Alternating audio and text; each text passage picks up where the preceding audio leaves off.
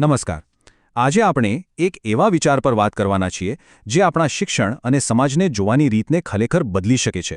આ વિચાર છે સમાવેશી શિક્ષણ. ચાલો સાથે મળીને સમજીએ કે આ શું છે અને તે આટલું બધું મહત્વનું કેમ છે.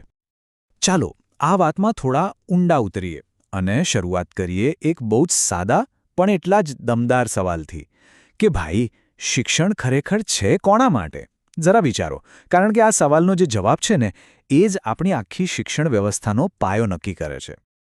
શું શિક્ષણ ફક્ત એવા લોકો માટે જ છે જે બહુ ઝડપથી શીખી લે છે, જેમને આપણે હોશિયાર કહીએ છીએ, કે પછી જેમને કોઈ શારીરિક કે માનસિક પડકાર નથી?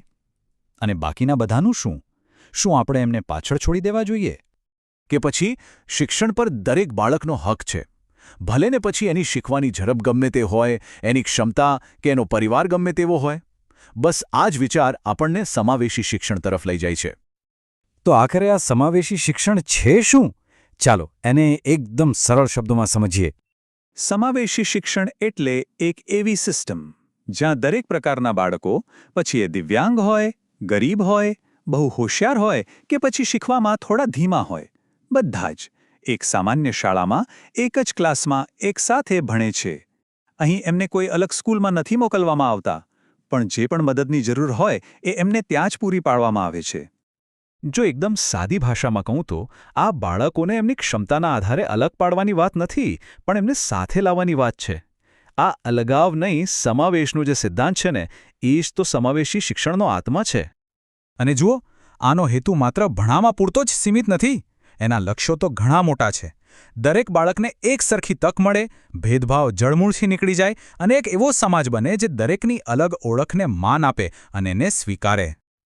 ચાલો હવે જરા આગળ વધીએ અને એ જોઈએ કે આ વિચારની સીધી અસર બાળકો પર કેવી રીતે થાય છે, કારણ કે દિવસના અંતે આ બધું એમના ભવિષ્ય માટે જ તો છે.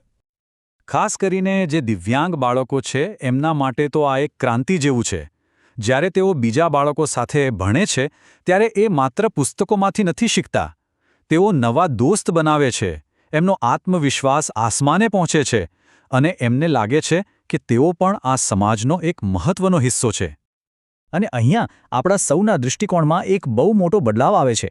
સમાવેશી શિક્ષણ એ માનસિકતાને તોડે છે જે આવા બાળકોને દયાના પાત્ર તરીકે જુએ છે. એની જગ્યાએ તે તેમને સમાન હકદાર નાગરિક તરીકે સ્થાપિત કરે છે. આ એક બહુ મોટો અને સકારાત્મક ફેરફાર છે, નહીં? સારું, આ બધી વાતો સાંભળવામાં તો બહુ સરસ લાગે છે, પણ સવાલ એ છે કે ક્લાસરૂમમાં હકીકતમાં આ બધું લાગુ કઈ રીતે પડે છે? ચાલો એની પ્રેક્ટિકલ બાજુ પર એક નજર કરીએ. આ બધું સાકાર કરવામાં શિક્ષકની ભૂમિકા સૌથી મહત્વની છે. અહીંયા શિક્ષક ખાલી ભણાવતા નથી, પણ એક માર્ગદર્શક બને છે. એમણે દરેક બાળકની ખાસ જરૂરિયાતને સમજવી પડે છે, પોતાની ભણાવવાની રીતને બદલવી પડે છે, અને સૌથી અગત્યનો એ પાક્કું કરવું પડે છે કે ક્લાસમાં કોઈ પણ બાળક પાછળ ના રહી જાય.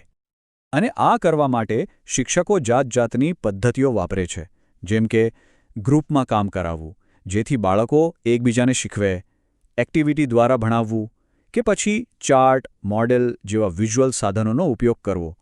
આનાથી શું થાય કે દરેક પ્રકારના શીખનારને વિષય સહેલાઈથી સમજાઈ જાય છે. આ શિક્ષણ પદ્ધતિની અસર છે ને એ ફક્ત સ્કૂલની 4 દિવાલો પૂરતી સીમિત નથી રહેતી. એની હકારાત્મક લહેરો તો આખા સમાજમાં ફેલાય છે. ચાલો જોઈએ કે સમાજને આનાથી શું ફાયદો થાય છે. વિચારો, જ્યારે બાળકો નાનપણથી જ દરેક પ્રકારની વિવિધતા સાથે મોટા થાય તો તેઓ કેવા નાગરિક બનશે? વધુ સમજદાર, વધુ સહાનુભૂતિવાળા. આનાથી સમાજમાં ભેદભાવ ઓછો થાય છે અને સમાનતા અને માનવ અધિકાર જેવા મૂલ્યો વધારે મજબૂત બને છે. તો ચાલો હવે સમાવેશી શિક્ષણ અને વિશેષ શિક્ષણ, આ બે અલગ અલગ અભિગમ વચ્ચેનો મુખ્ય તફાવત શું છે એને સ્પષ્ટ રીતે સમજી લઈએ. અહીંયા તફાવત એકદમ સાફ દેખાય છે. સમાવેશી શિક્ષણ શું કરે છે?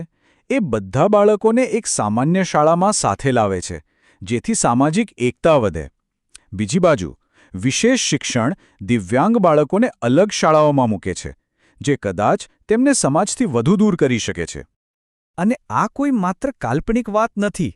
દુનિયાભરમાં આધુનિક શિક્ષણ નીતિઓ હવે વિશેષ શિક્ષણને બદલે સમાવેશી શિક્ષણ તરફ જ વળી રહી છે, કારણ કે બધાને સમજાયું છે કે ભવિષ્યનો રસ્તો આ જ છે. અને અંતમાં આ આખા વિચારનો સાર બસ આ એક વાક્યમાં સમાઈ જાય છે કે સમાવેશી શિક્ષણ એ ખાલી એક પદ્ધતિ નથી, એ એક ફિલસૂફી છે.